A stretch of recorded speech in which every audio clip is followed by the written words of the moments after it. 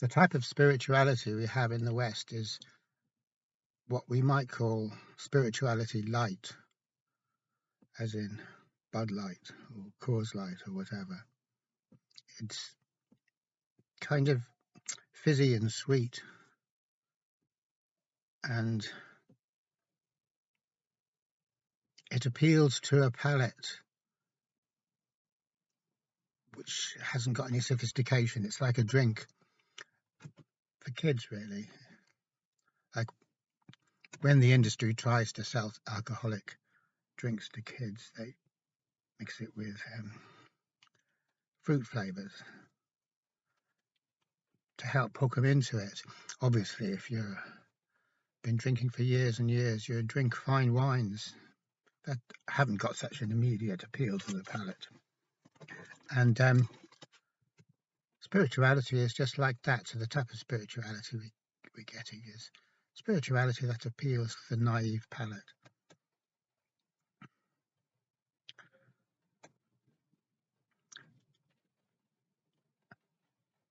Which shouldn't come as any surprise, because any other type of spirituality, perhaps type of spirituality with notes of darkness in it, ambiguity in it, isn't going to appeal to us. We're not going to like the look of that, because it's not really offering us the kind of escape we want. So what very often when we get interested in spirituality or religion for that matter, it's an escape we're looking for. I can think of lots of instances of people that I've known or have known of who turn to religion after a crisis, and the crisis makes all of the usual answers that we have seem ridiculous, some big event in our lives, and we suddenly realize that our philosophy is not worth a damn when it comes to difficult things. So in that case, we go looking for something more heavy duty. And so in that case, if it's religion we buy into, we're doing this because we're looking for comfort. We're looking for an escape from the angst that we're suffering from. But the thing about that is that either spirituality or religion, it isn't about finding a safe place. It's about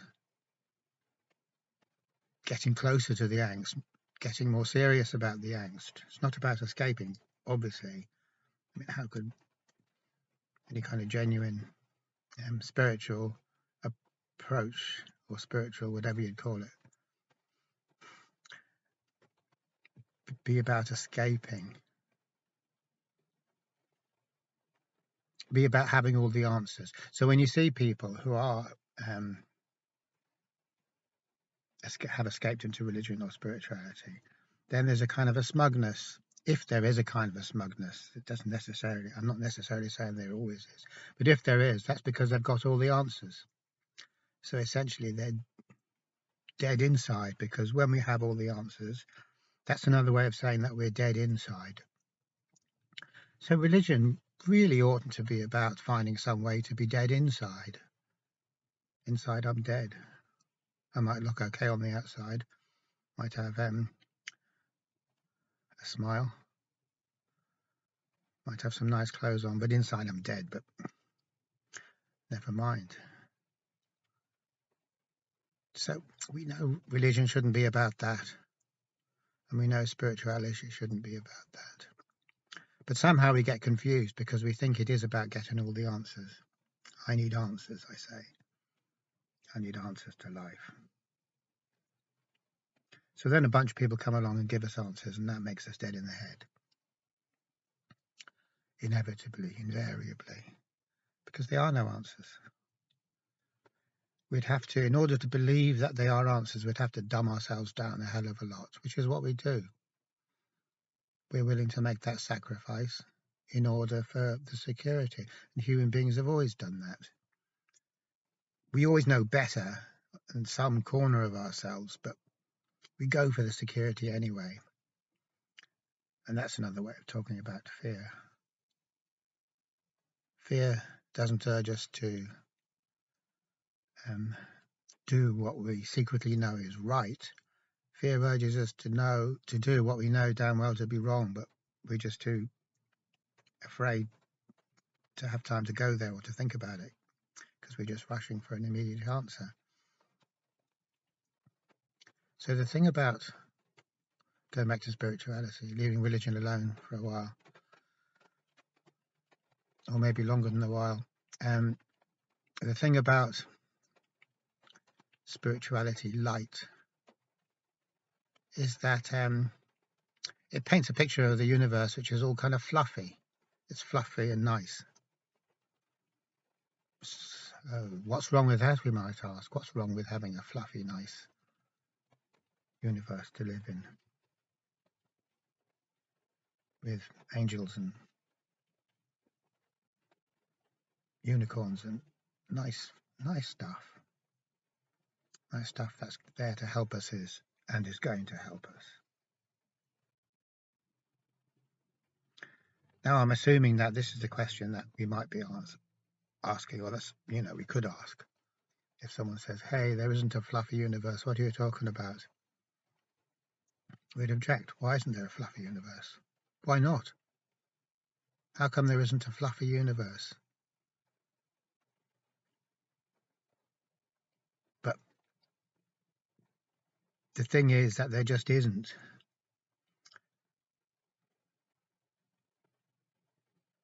The idea of a fluffy universe is an idea we have in our heads to anesthetize ourselves. That fluffy idea, that fluffy universe, it's like floating there, little fluffy bubble, a little fluffy thought construct that we want to stay in. It's our cocoon. We want to stay safe in the cocoon. And the best way to talk about why the universe isn't fluffy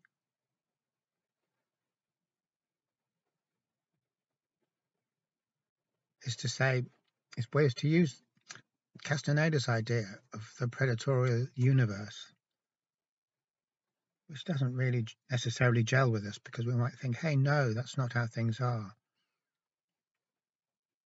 The universe is friendly.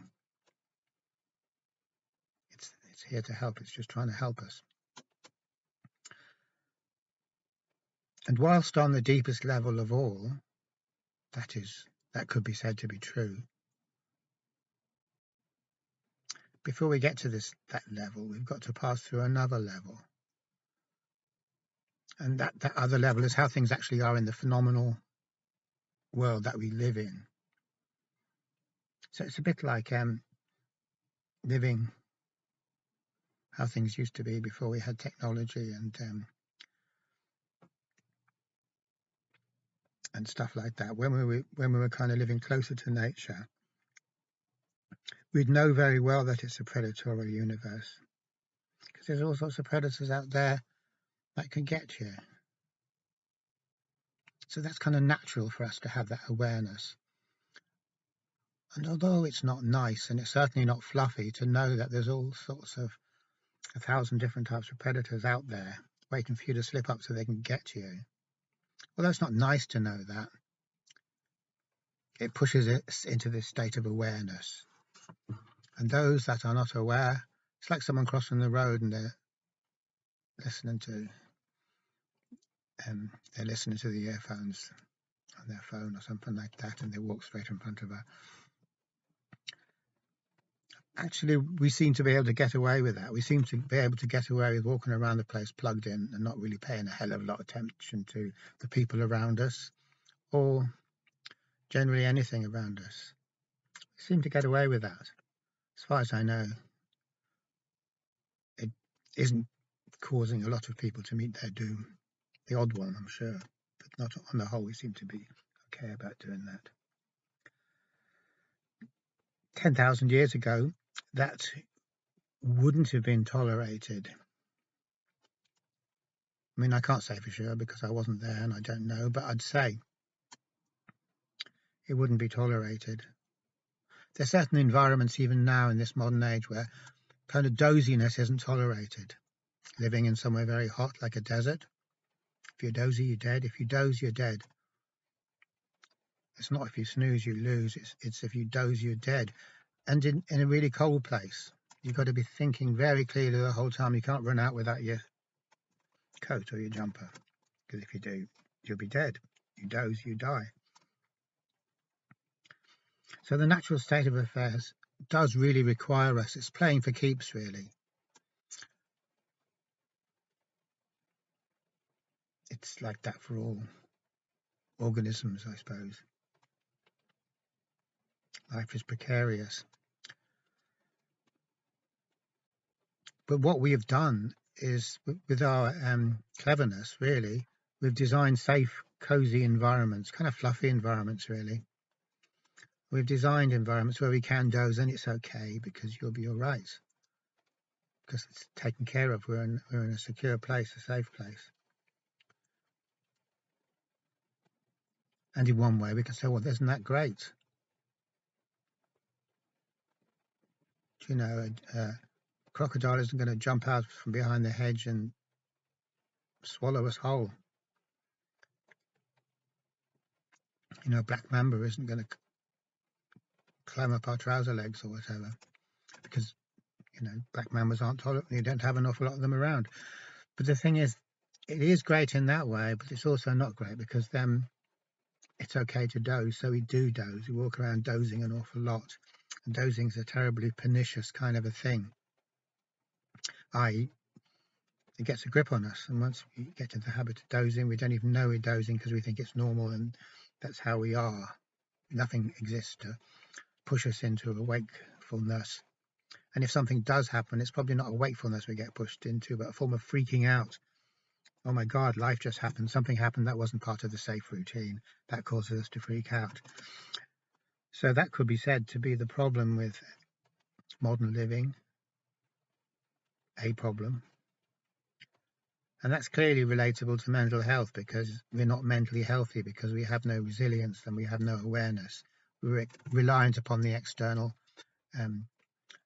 environment that we have created to take care of everything for us. So it's kind of like we don't even have to grow up because everything's taken care of. There's no big problems out there. But of course they are, but we're able to live on a day-to-day basis without ever thinking about them, without ever acknowledging that they are dangers in life, because we're in a fluffy world.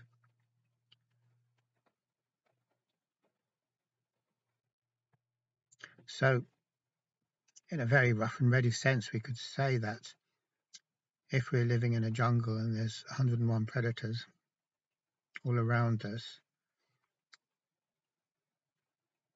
mental health would be being alert, not dozing, and not getting predated. All of which go together. Alertness and not getting predated go together. Not dozing and not getting predated go together. So in modern times, we could say equally that mental health is purely and simply about not getting predated. That's all it ever comes down to.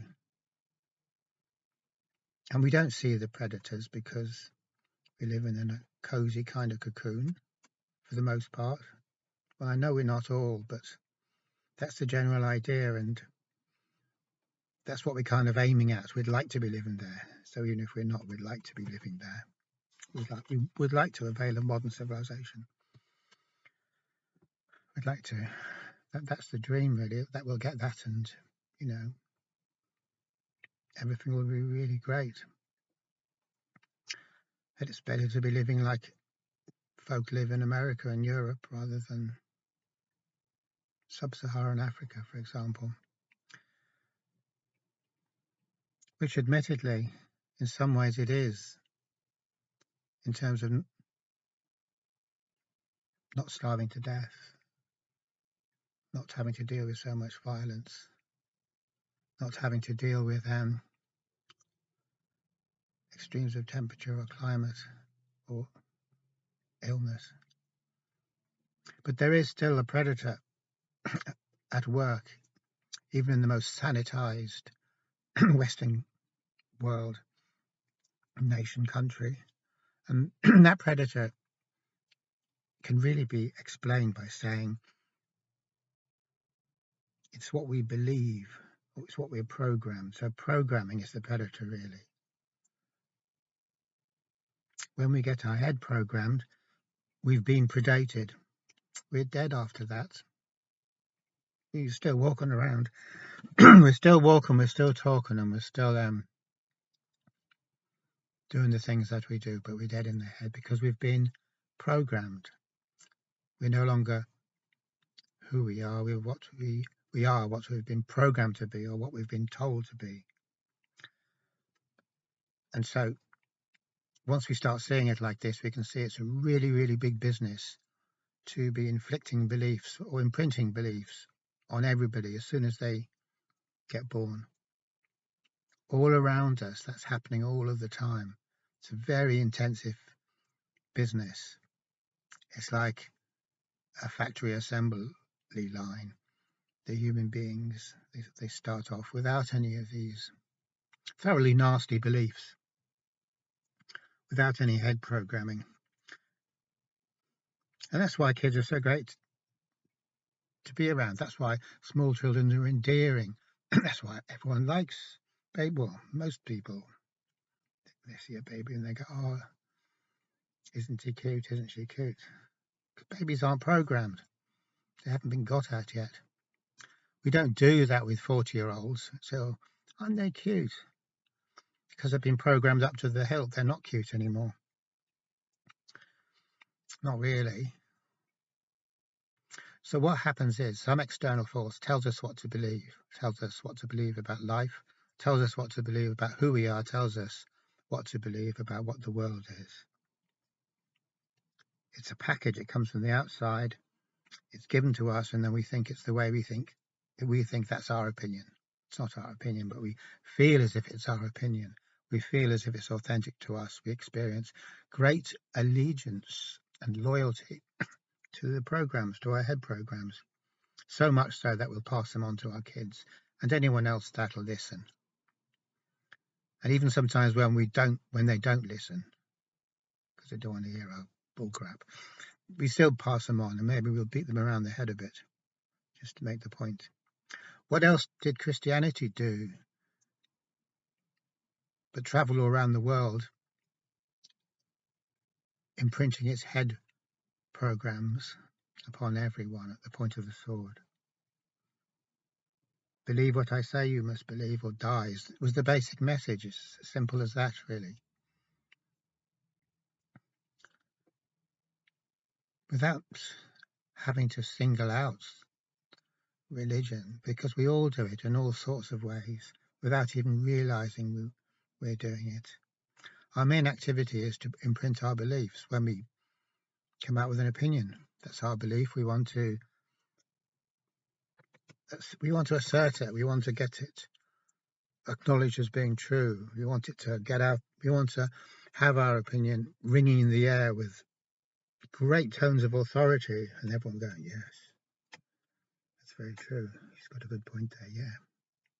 So that's our programming. It wants to escape from us and infect other people. Of course it does. It's no good unless it's continually reaching out, continually expanding like an empire. It is that type of a thing. It has to be expanding. It has to take over everything, silence all dissenting voices, because it really can't take any dissenting voices. It's coming from a weak place. It's coming from a weak place because all beliefs are bullshit. All beliefs are completely untrue. Beliefs are our own arbitrary, point at which we're going to stop thinking about anything, as Robert Anton Wilson says. All thought shall stop now, or all reflection shall stop now. Because what we find is if we do keep reflecting, then whatever we thought, we realise, hey, that's just what I thought. Obviously, the world's a bigger place than I thought it was. Surprise, surprise. And it is a surprise. And it's a surprise that keeps on surprising, because no matter how much we think we've sussed it out, the world is always a bigger place than we thought it was, which has got nothing to do with beliefs, because belief says the world is the same as what I think it is. Exactly. Look, I was right all along. There's the proof just there. That is the proof. Didn't I say that? And there's that particular type of satisfaction from comes not from discovering that the universe is a far bigger place than we ever imagined it to be, but instead of the good feeling we get from discovering that, which J.G. Bennett says is kind of like awe. It's a feeling of awe. It's what we get is a different type of satisfaction that we get when we find out that, lo and behold, the universe is exactly the same as I thought it was. It exactly conforms to my belief. And that gives me a different type of satisfaction, a very unwholesome one, really. That's the satisfaction that comes with confirmation, structure confirmation. A fixed idea gets to be confirmed by the universe, and the fixed idea gets to think, yeah, I'm right, this is right. So it's a stagnant kind of a thing, got nothing to do with growth. It's proven that we're right to be sticking with our obstinate position that we've taken up out of fear. That's the only reason we'd stick at a position like that, out of fear of what's there, looking for the protection of taking that position.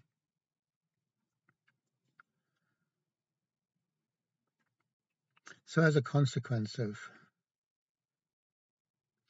our insecurity and our lack of willingness to stay with that insecurity, but to rather find easy answers, we're all going around in a state of vulnerability to the predator. And the predator doesn't have to be invited twice. Any vulnerability at all, and it's in there. If it doesn't come from one place, it'll come from another place. And as a result, we are all predated, in as much as we have beliefs about who we are and what the world is, in as much as we've been programmed. We've got programs in our heads. The predator has predated us. These programs can make us unwell. Then we go and see a head doctor, and the head doctor finds new programs for us because they're loaded with beliefs as well.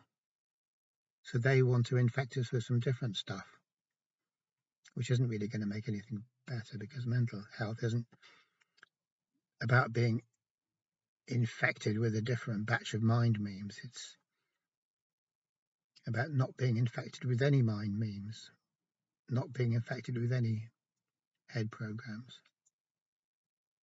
Okay, thanks for watching.